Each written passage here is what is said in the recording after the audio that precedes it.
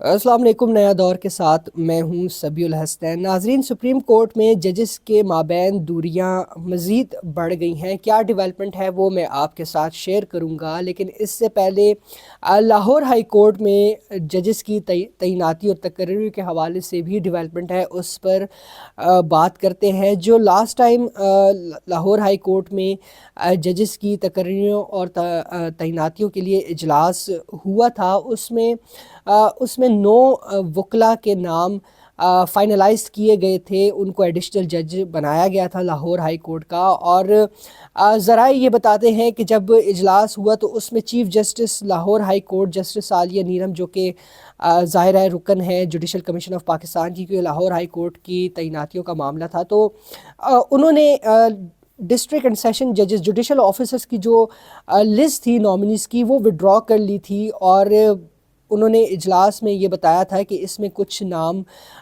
Add करने हैं। और फिर जुडिशल कमीशन ऑफ पाकिस्तान ने 13 फरवरी तक नाम मांगे थे मज़ीद तैनातियों के लिए। अब वो नाम सामने आए हैं। 4 असामियाँ हैं जिन पर तैनातियाँ होनी हैं, और उसके लिए 8 नामों पे कंसिडरेशन होगी। और ये तमाम तर नाम जो हैं, ये इसमें डिस्ट्रिक्ट एंड सेशन जजेस शामिल हैं। नाम हैं, एक है उनमें राजा गफ़ार अली ख़ान है, कैसर नज़ीर बट है, मोहम्मद अकमल ख़ान है, तनवीर अहमद शेख है, तारिक महमूद बाजवा हैं। और ख़वातीन डिस्ट्रिक्ट एंड सेशन जजेस की नाम भी फ़हरिस्त में शामिल हैं। एक हैं शाहिदा सईद, एक हैं अबर गुल ख़ान, और जज़ीला असलम, जो कि सुप्रीम कोर्ट में रजिस्ट्रार रह चुकी है। साबिक चीफ जस्टिस काजी फ़ैसल ने विमेन पार्टिसिपेशन और इंक्लूजन को मद्देनज़र रखते हुए रजिस्ट्रार, जो कि बड़ा अहम ओहदा होता है सुप्रीम कोर्ट में, वहाँ पर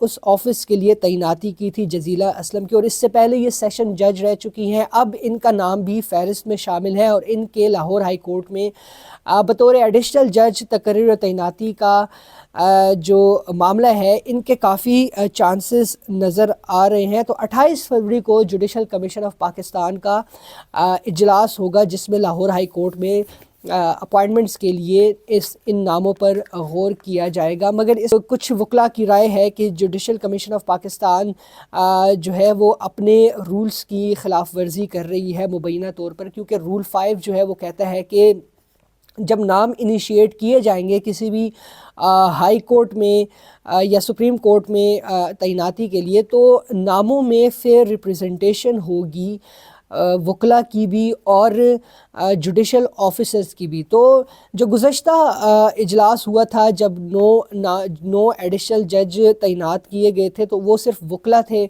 और उस पर भी ये बात की जा रही थी कि रूल 5 की ख़िलाफ़ वर्जी हुई। और अब जो है तो जो नाम आए हैं उस पर भी ये कहा जा रहा है कि रूल 5 की मुबैना ख़िलाफ़ वर्जी हो रही है। ये एक राय है। दूसरी जानिब की भी एक राय मौजूद है इसी रूल 5 पे।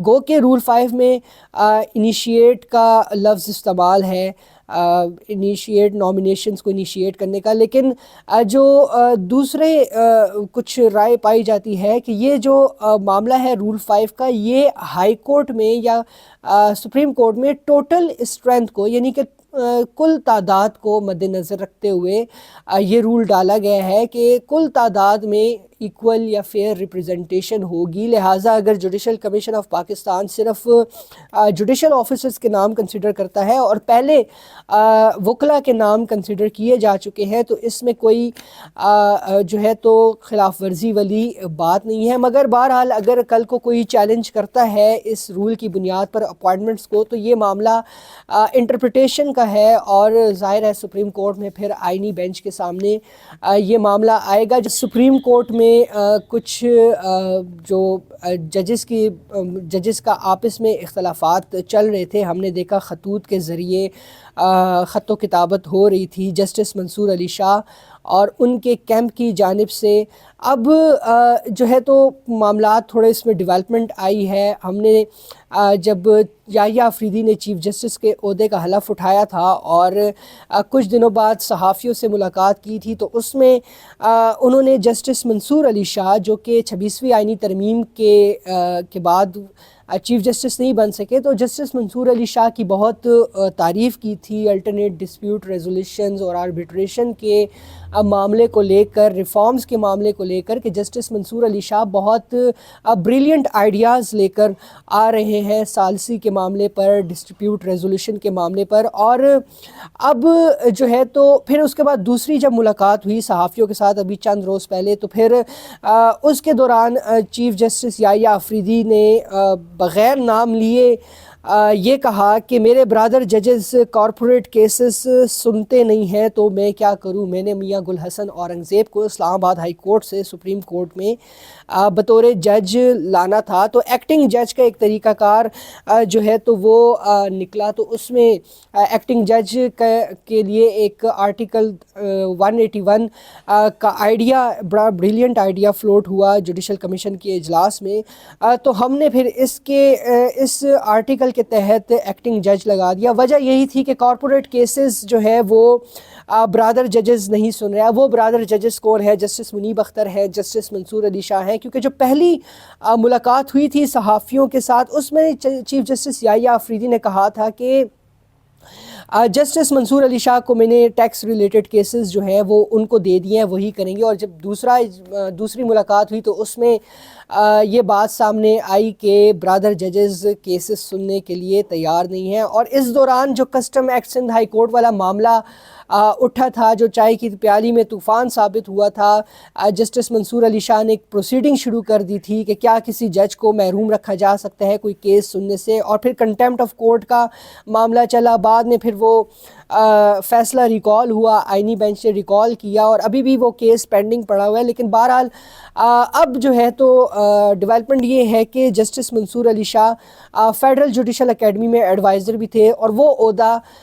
ان سے لے لیا گیا ہے۔ تقریباً 1 سال تک انہوں نے فیڈرل جوڈیشل اکیڈمی میں بطور ایڈوائزر اپنی جو خدمات تھیں وہ سر انجام دی تھی، اور بڑے بریلینٹ مائنڈ ہے جسٹس منصور علی شاہ کا، اس میں کوئی شک نہیں ہے۔ ریفارمز کو لے کر بہت اچھے آئیڈیاز انہوں نے متعارف کروائے، اپوائنٹمنٹ آف ججز کے معاملے پر بھی، کیس مینجمنٹ کے معاملے پہ بھی، اور ADR الٹرنیٹ ڈسپیوٹ ریزولوشن اور آربیٹریشن وغیرہ کو لے کر فیڈرل جوڈیشل اکیڈمی میں انہوں نے بہت چیزیں انٹروڈیوس کروائی۔ مگر اب ان کو ہٹا دیا گیا ہے، سننے میں یہ آ رہا ہے کہ ہٹا دیا گیا ہے، لیکن اب دیکھنا یہ ہے کہ انہوں نے معذرت کیا یا ان کو ہٹایا گیا ہے، یہ تو آئندہ کچھ روز میں معلوم ہوگا۔ اس کے ساتھ ساتھ جسٹس عطر من اللہ کو بھی فیڈرل ریویو بورڈ سے ذرائع نے بتایا ہے کہ ان کو ہٹا دیا گیا ہے، اور فاصلے اتنے بڑھ گئے ہیں کہ حلف برداری کی تقریب تھی گزشتہ روز، اور اس میں چیف جسٹس یحییٰ آفریدی اور جسٹس منصور علی شاہ کا آمنا سامنا ہوا۔ چیف جسٹس یحییٰ آفریدی نے ان کو ویل ڈن کہا، ان کو ویلکم کیا، مگر جسٹس منصور علی شاہ کی جانب سے کوئی رسپانس نہیں دیا گیا، اور وہ ان کو ویڈیوز بھی یہ وائرل ہوئی ہیں کہ وہ ان کو اگنور کر کر آگے کی طرف بڑھ گئے، یعنی کہ مصافحہ بھی نہیں کیا۔ بالکل وہی پیٹرن ہے ناظرین جو پاکستان تحریک انصاف اور جو سیاست عمران خان نے متعارف کروائی، نفرت کی اور ڈویژن کی سیاست، بالکل وہی طرز ہم اب سپریم کورٹ میں بھی دیکھ رہے ہیں کہ جسٹس منصور علی شاہ نے مصافحت تک کرنا مناسب نہیں سمجھا۔ تو یہ اہم ڈیولپمنٹ تھی جو آپ کے ساتھ شیئر کی۔ اب دیکھنا یہ ہے کہ آگے کیا معاملہ ہوتا ہے۔ البتہ جو اٹینڈ کی جسٹس منصور علی شاہ اور ان کے کیمپ نے حلف برداری کی تقریب، اس میں جسٹس جمال خان مندوخیل کا بڑا